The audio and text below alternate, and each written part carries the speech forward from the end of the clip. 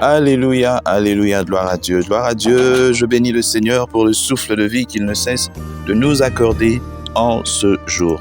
Bienvenue à 1 minute de prière de ce 1er février, jeudi 1er février 2024. Aujourd'hui, le Seigneur a mis en mon cœur le désir de partager avec vous qui me suivez de partout dans le monde ce passage de Jacques au chapitre 5, deux versets que vous connaissez très bien, les versets 17 et 18, je lis au nom de notre Seigneur Jésus-Christ.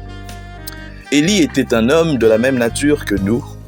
Il pria avec instance pour qu'il ne plût point, et il ne tomba point de pluie sur la terre pendant 3 ans et 6 mois. Puis il pria de nouveau, et le ciel donna de la pluie, et la terre produisit son fruit.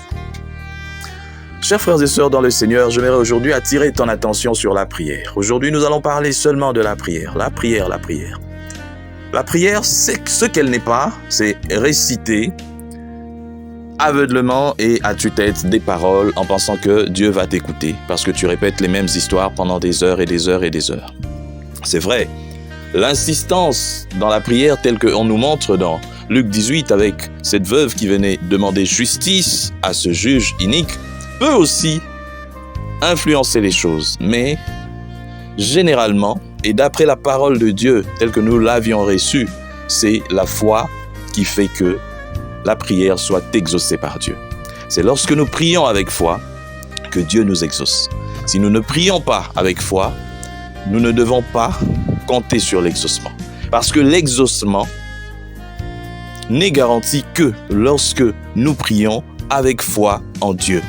Prier avec foi, c'est croire que ce que je dis à Dieu, il écoute d'abord et il le fera parce que je suis son enfant, parce que je suis son serviteur, mais surtout parce que je suis dans sa volonté. C'est l'élément capital de la prière, pour l'exaucement de la prière. Est-ce que lorsque tu pries selon la volonté de Dieu ou bien tu pries pour tes simples fantasmes, tu pries pour que tu puisses toi-même, au fait, te réjouir peut-être de... Si tu es dans la volonté de Dieu, Dieu veut bien que nous soyons dans la joie. Il veut bien que nous puissions progresser. Il veut bien que nous puissions avoir tout ce dont nous avons besoin. Il le veut, c'est sa volonté.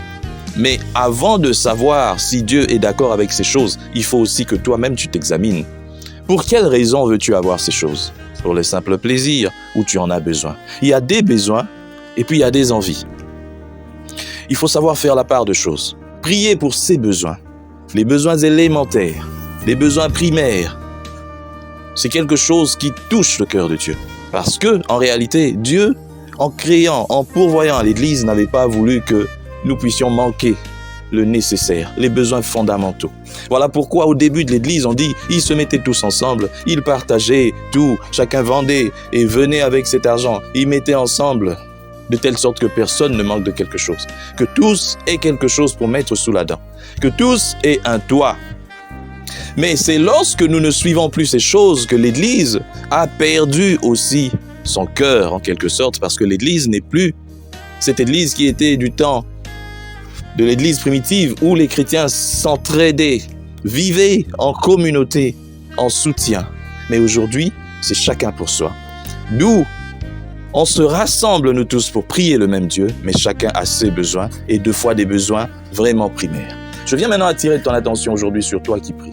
Peut-être depuis le début de cette année, tu ne pries que pour tes besoins primaires. Seigneur, donne-moi à manger.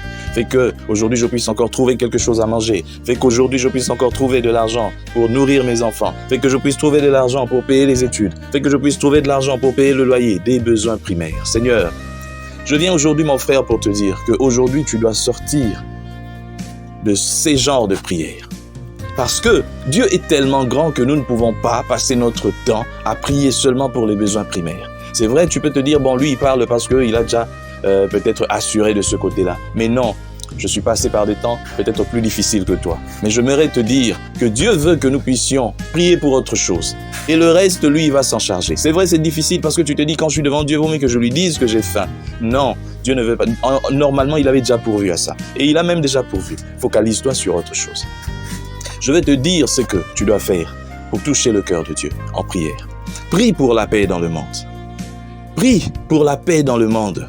Passe vraiment ton temps à prier pour la paix dans le monde. Dieu aime ces choses. Prie pour la paix. Seigneur, la paix dans les zones où il y a des guerres, en Ukraine et puis partout. Prie pour la paix. À l'est de la RDC, il y a des familles, il y a des enfants. Prie.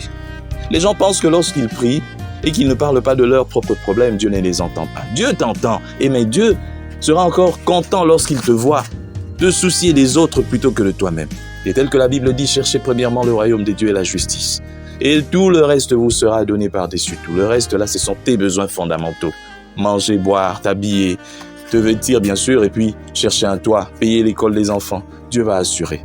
Mais prie pour les vrais problèmes. Prie pour la paix dans le monde. Prie pour que l'Église soit restaurée, parce que l'Église aujourd'hui n'est plus ce qu'elle devait être.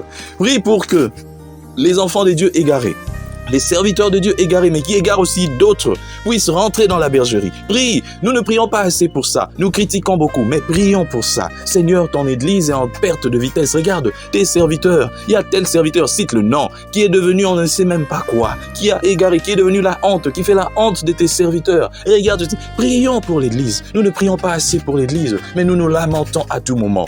Prie. Troisièmement, prie pour ton pays. Prie pour les autorités. Seigneur, ces autorités, au lieu de passer ton temps à critiquer, à les insulter, prie pour elles. Si tu pries, Dieu peut les changer. Et si même pas les changer, il peut les enlever et puis remplacer par d'autres. Ce sont des êtres humains. Ils ne sont pas éternels. Seigneur, cette autorité, nous ne savons pas pourquoi elle se comporte comme ça.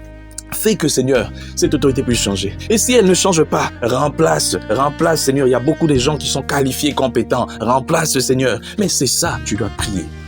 Ne passons pas notre temps à prier pour nos besoins élémentaires. Dieu regarde à ces choses. Donc, c'est comme si nous sommes en train de perdre un temps précieux dans la présence de Dieu pour prier pour ces choses. Prions pour des choses qui sont très, très importantes. Et ce qui nous concerne nous-mêmes, Dieu nous donnera tout cela comme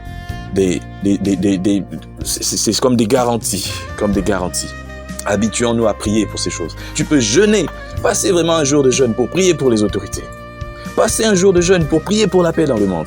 Passez un jour de jeûne pour prier pour l'Église en RDC, pour prier pour l'Église dans le monde. Passez toute une journée, jeûne et prière, pour prier, pour que les cœurs se convertissent, pour que l'Évangile soit prêché comme il se doit. Voilà les sujets des prières. Si nous prions pour ces choses, nous allons faire des miracles à la taille d'Élie. Nous allons déclarer des choses et des choses vont se réaliser parce que nous serons en communion parfaite avec Dieu. Que Dieu bénisse sa parole en ce jour. Nous prions. Seigneur, merci. Merci car toi, tu es Dieu. Tu es le Dieu Tout-Puissant.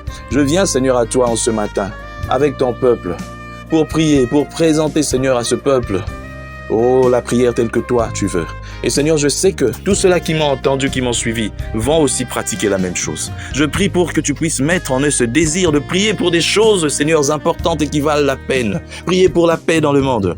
Prier pour la restauration de l'Église. Prier pour que ta parole soit prêchée jusqu'aux extrémités de la terre. Prier et jeûner pour que ceux qui se sont égarés et qui égarent d'autres puissent rentrer dans la bergerie. Prier pour que les autorités puissent bien diriger le pays et que si elles ne le font pas, qu'elles soient remplacées parce que ce sont des humains, ce ne sont pas des surhumains.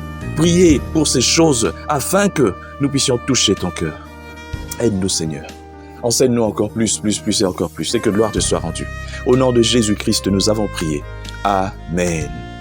Chers frères et sœurs, dans le Seigneur, vous avez l'occasion de servir Dieu avec votre temps, avec votre intelligence, mais aussi avec vos moyens. Soutenez, restez unis dans 1 minute de prière chaque jour. Écrivez-nous, envoyez vos dons ici. Que Dieu vous bénisse.